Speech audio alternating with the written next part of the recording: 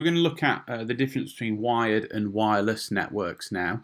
And to start off with, the first thing we're going to discuss is the different types of wired connections that you have on a network. So there are three basic types of connection wire that we use to connect devices into a network.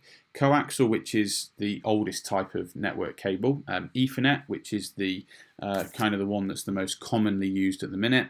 And then fiber optic, which is the new one that's been around for a while now, but it's new in the context of we're starting to see it more and more in computer networks. So coaxial is a single copper cable or single copper wire surrounded by mesh and plastic to shield it from interference. It's fairly obsolete now and would have been found on things like ring networks back in the day. It's more commonly used in things like your back of your TVs now if you've got Freeview to allow you to connect to a TV station. Ethernet consists of 4 paired wires which are twisted together, which reduce interference, and is very common in local area networks. They are widely used across pretty much all networks. You get different categories: Cat5, Cat6 cable.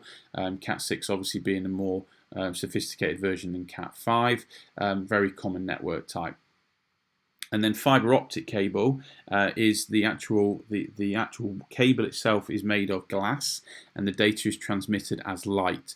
It's extremely high performance, and it doesn't suffer from interference, and it can transmit over extremely long distances as well. So that's the newest one and the fastest one. And if you've got fiber broadband at home, so you've got a really fast broadband connection, then that's because you're probably using a fiber optic cable to allow you to connect to the internet.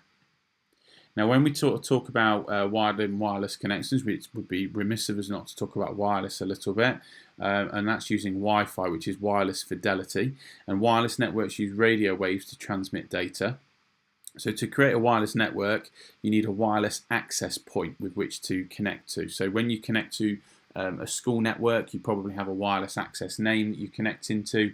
When you connect to your Wi-Fi network at home, if you've got one, then you probably have a a wireless access point name there. So the advantage of those kinds of a wireless access point is that devices are very portable. There's no need to install cabling, and it takes hundreds of meters of cabling to install all the computers in a network room. It's easy to add more devices to a wireless network.